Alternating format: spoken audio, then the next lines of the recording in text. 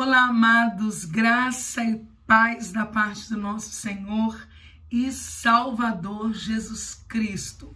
Que bom chegarmos juntos ao penúltimo dia do mês de fevereiro e também do nosso projeto Fé-vereiro. Eu quero compartilhar com você Gênesis capítulo de número 45, o penúltimo versículo que diz assim, hoje utilizando a versão NTLH. Porém, quando lhe contaram tudo o que José tinha dito, e quando viu as carretas que havia mandado para levá-lo para o Egito, Jacó ficou muito animado. No dia de ontem, no versículo anterior a esse, embora as notícias fossem muito boas, Jacó sentiu seu coração desmaiado. Ele pensou que ia morrer diante do que estava sentindo. Só que agora os seus filhos começam a falar de maneira mais esclarecida, a falar as coisas que José havia falado. Existe um traço nesse processo de revelação que dá conta da maldade cometida pelos irmãos José, da mentira sustentada por muitos anos. E eu não sei exatamente em que ponto da história os filhos de Jacó entrarão nesses pormenores, que eu nem sei se posso chamar de pormenores, mas que são dados terríveis sobre o que eles fizeram e sobre todo o engano sustentado durante todos os anos. Pior do que o que eles fizeram foi o fato deles roubarem de Jacó o direito à verdade. Isso é assunto para um outro momento. Mas quem mente também rouba do outro o direito à verdade. Mas há uma manifestação de graça divina aqui, e esse texto todo está permeado por graça. É que quando os filhos de Jacó se veem diante do pai e diante deste desafio que é contar-lhe toda a verdade, a Bíblia diz assim, porém, quando lhe contaram tudo o que José tinha dito. Há um esvaziamento aqui da cena do erro deles. Há um esvaziamento aqui, dentro desta cena, da importância de uma mentira sustentada durante muitos anos, da crueldade cometida por eles. É como se o jato de luz saísse do erro deles e fosse exatamente mirado na pessoa de José e nas palavras de José.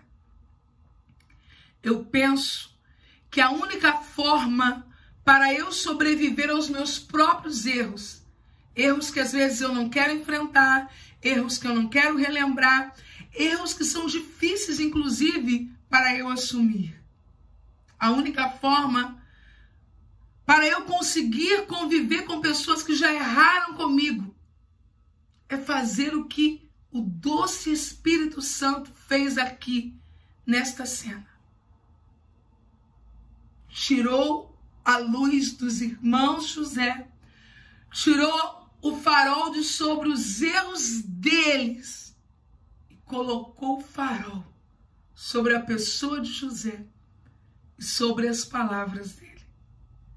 Imagine a loucura que ia virar aquela casa naquele momento se começasse uma série de acusações entre Rubem, Levi, Simeão, Issacar, Diná chorando, Jacó passando mal, Benjamim fazendo água com açúcar para a família toda. Até quando a gente vai se reunir em família, vai se reunir ministerialmente para jogar o foco sobre os erros das pessoas ou para permitir que joguem o foco sobre o nosso erro, como se a coisa mais importante do mundo fosse as nossas falhas ou as falhas que já cometeram contra a gente. Essa cena só tem beleza, essa cena só tem emoção, essa cena só tem alegria, porque ela não é sobre a maldade dos irmãos de José. Ela é sobre a preservação da vida de José. Precisamos aprender a olhar a vida numa outra perspectiva, numa perspectiva de sobrevivência, numa perspectiva de alegria, numa perspectiva de que, gente, estamos todos vivos, estamos todos guardados, a mão de Deus nos sustentou, doeu, mas eu sobrevivi. Mais que isso, continuamos encarando José como um tipo de Cristo no texto. O que vai trazer ânimo a Jacó é isto aqui. Porém, quando lhe contaram tudo o que José tinha dito, e quando viu as carretas que havia mandado para levá-lo para o Egito, Jacó ficou muito animado. Quando a pessoa de Cristo for o centro, quando as palavras dele for o centro, quando o convite dele for o centro, quando o novo e vivo caminho que ele abriu para tirar-nos de um lugar de fome e morte para um lugar de fartura e plenitude for o centro, todo o restante se tornará pequeno demais. Haverá um momento de confissão? Sim.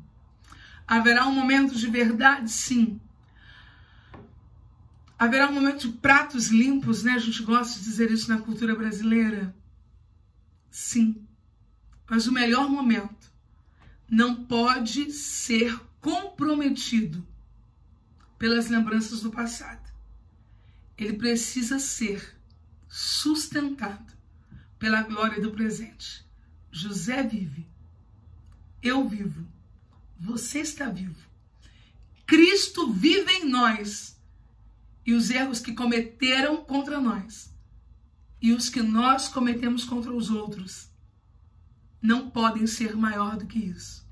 A vida, a esperança e há um novo futuro. Que Deus em Cristo lhe abençoe. Amanhã será um belo domingo com a permissão de Deus. Não se esqueça do encerramento do nosso projeto Fé Vereiro. Um beijo e que o Senhor te abençoe.